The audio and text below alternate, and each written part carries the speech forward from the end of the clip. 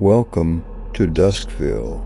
Tonight, we travel down the empty highways, past the gas stations that never close, and the motels that remember everyone who ever checked in, but not everyone who checked out.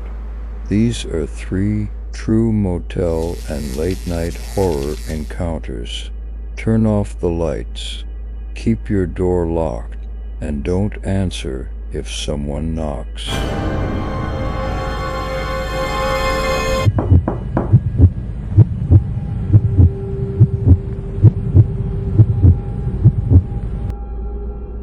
The rain hadn't stopped for miles. Every few seconds, lightning flashed across the highway, lighting up the road just long enough for David to see how empty it really was. He'd been driving since sunrise. No radio, no music, just the sound of the engine and the rain against his windshield. When he finally saw the glowing red sign that read motel vacancy, he didn't think twice. The place looked old, 1970s brick, a single row of rooms, each with a flickering yellow light above the door. He parked beside an old soda machine and ran through the rain toward the lobby. Inside, the air was thick with the smell of dust and cheap coffee. Behind the counter sat a man in a faded brown shirt, staring at a small black and white TV. "Need a room," David said, his voice hoarse. The man didn't answer right away. He just looked at him, eyes dull, then slid a single metal key across the counter. "Room 217, he muttered. "Checkouts at 8. No smile, no paperwork, just the sound of the key scraping against the wood. Room 217 looked like it hadn't been cleaned in years. The wallpaper was peeling in corners, and the air smelled like mold and smoke. The TV in the corner flickered weakly, but showed nothing but static. David dropped his bag on the bed and lay back, still hearing the rain hammering against the window. For the first time in days, he felt himself drifting off. Then a sound, slow, deliberate footsteps coming from directly above him. He opened his eyes and stared at the ceiling. The noise grew louder, pacing, turning, stopping. He frowned. The man downstairs said nothing was above this room. Another step, then another. The ceiling groaned as if someone heavy was walking on it. David stood, grabbed the lamp, and pointed it upward. The light revealed black burn marks across the ceiling, charred wood, faintly cracked, and for a moment he could swear he smelled smoke. In the morning, David went down to the front desk. The same clerk was there, staring blankly at the TV again. "Hey," David said, "who's in the room above mine?" The clerk blinked, slowly turned his head. "Above you," he repeated. "There's nothing up there. That floor's closed off." "Closed off? Yeah," the man said flatly. "After the fire." "What fire?" The man hesitated, then looked away. "It was years ago. Some guy fell asleep, smoking, whole section burned." David frowned. "But I heard footsteps all night." The man said nothing, just stared at him, eyes wide now. "You're in 217, right?" David nodded. The clerk's face went white. That room burned too. He couldn't let it go. The idea that someone had been walking above him all night in a room that didn't exist kept echoing in his head. The rain had stopped, but the fog outside hadn't moved. It hung over the motel like a blanket. David climbed the narrow staircase at the end of the hall. The air grew colder with every step. The wallpaper was peeling in long, curling strips. The carpet beneath his boots was damp, sticky, as if something had soaked into it years ago and never dried. At the top of the stairs, he saw it, a long corridor, half-lit by flickering bulbs. Most of the doors were sealed with wooden boards, all except one, 217. Its number plate was half melted, and the edges of the frame were blackened with soot. He hesitated. The air smelled faintly of burnt fabric and something metallic. He reached for the doorknob and flinched. It was freezing cold, like ice. Slowly, he pushed the door open. The hinges screamed. Inside, the room looked exactly like his. Same furniture, same wallpaper, same open suitcase on the bed. For a few seconds, he couldn't breathe. He stepped closer. On the bed, someone was lying there, motionless. He leaned forward, trying to see the face, and then he did. It was his own. His reflection opened its eyes. For a second, he thought it was just his mind, that he was dreaming, standing inside a nightmare. But then the other him smiled, a small, twisted, impossible smile. The light flickered, and the room around him shifted. The ceiling turned black, the walls warped. The smell of smoke grew stronger. He blinked, and suddenly he was standing outside again. Rain was falling, harder this time. The neon sign buzzed and flickered. Vacancy. He looked down. The key in his hand gleamed wet under the rain. Room 217. He didn't remember walking out. He didn't remember opening the door, but he could still hear the faint sound of footsteps coming from the room above. He turned toward the stairs again, each step heavier than the last. When he reached for the knob, the door opened before he touched it. From the dark inside, a voice, his voice, whispered, "You're late." The door slammed shut, and the neon sign outside went dark.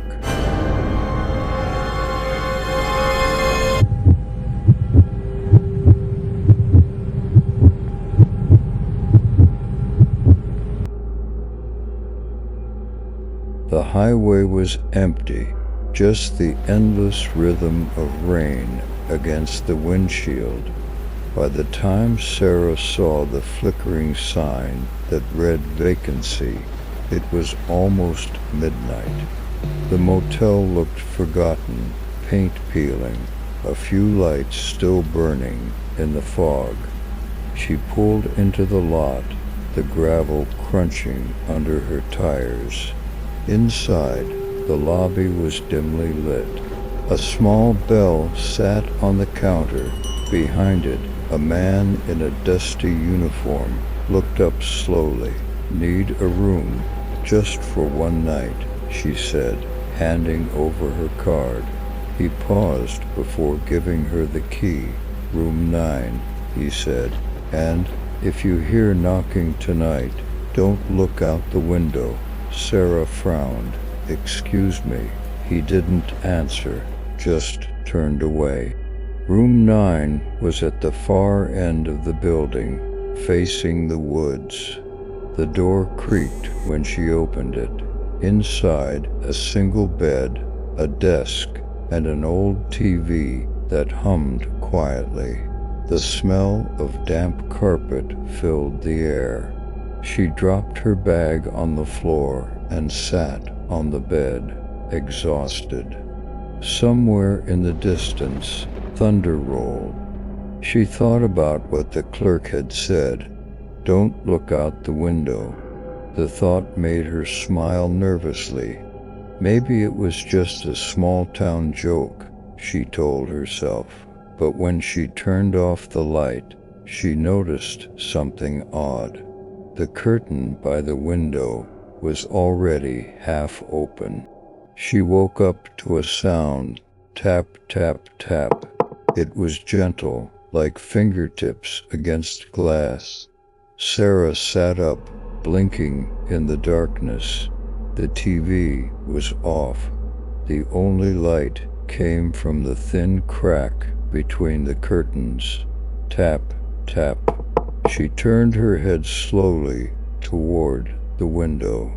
For a moment, everything was silent again, just the rain whispering against the walls. Then she heard it again, louder this time. Knock, knock, knock. Her heart began to pound. Remembering the clerk's words, she froze. Don't look out the window, but curiosity, it's a cruel thing. She stood up. The sound stopped. Carefully, she reached for the curtain, and just as she touched the fabric, something moved on the other side. Sarah's breath caught in her throat. Slowly, she pulled the curtain aside. Through the glass, she saw the shape of a man standing perfectly still in the rain. His clothes were soaked, his head tilted slightly to one side. But what froze her blue was his face. She could see it clearly in the reflection of the glass. Pale skin, hollow eyes, lips half open as if whispering something. But outside there was no face, just darkness where it should have been. Her trembling fingers reached for the glass. The moment her fingertips brushed it, a cold hand pressed back from the inside.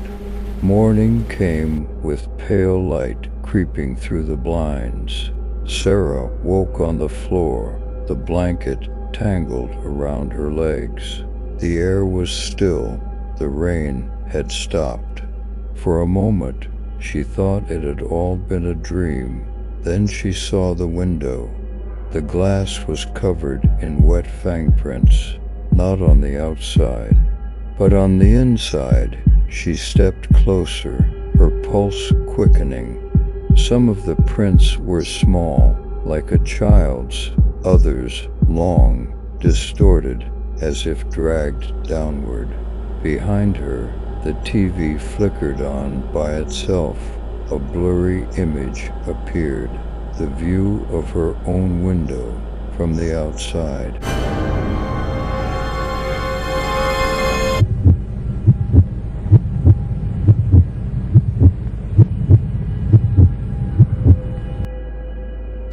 Tom didn't remember pulling off the highway.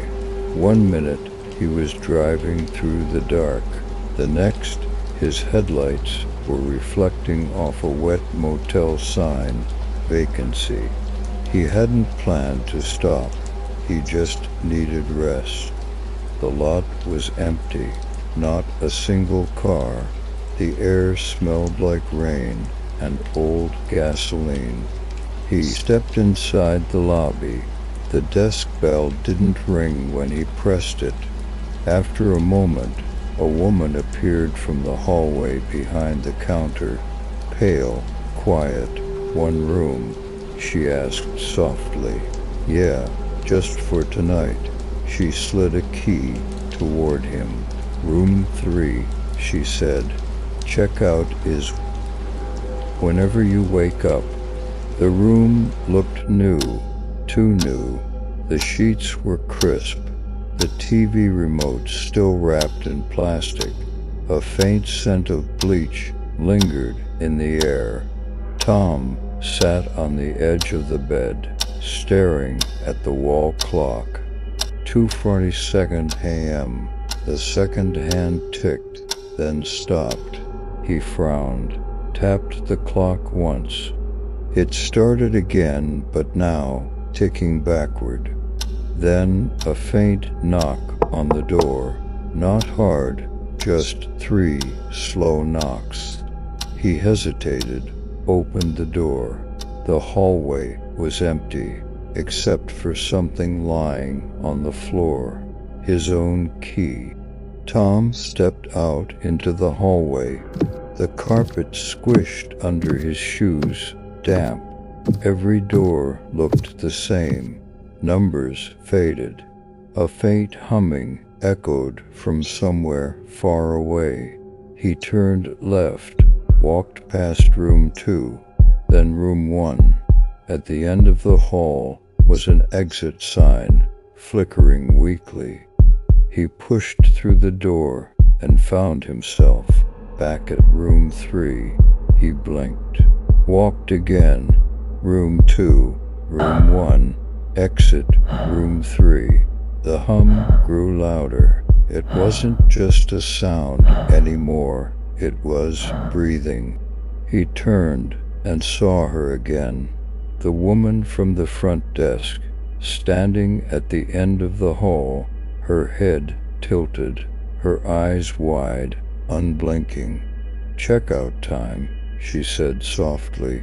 "Wait." She smiled, cold and wrong. "You already did."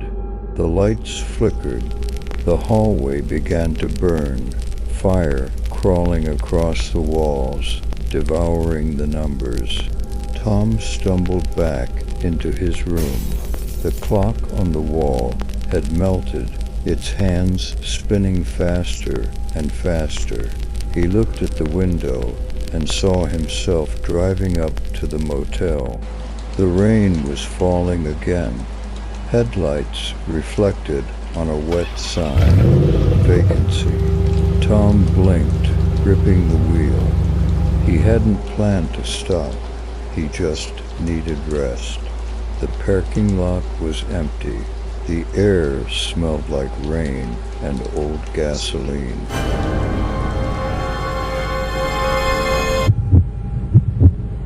A DUSKVEIL production. If you enjoy this story, stay with us. There are more nights and more voices waiting to be heard. Subscribe to DUSKVEIL.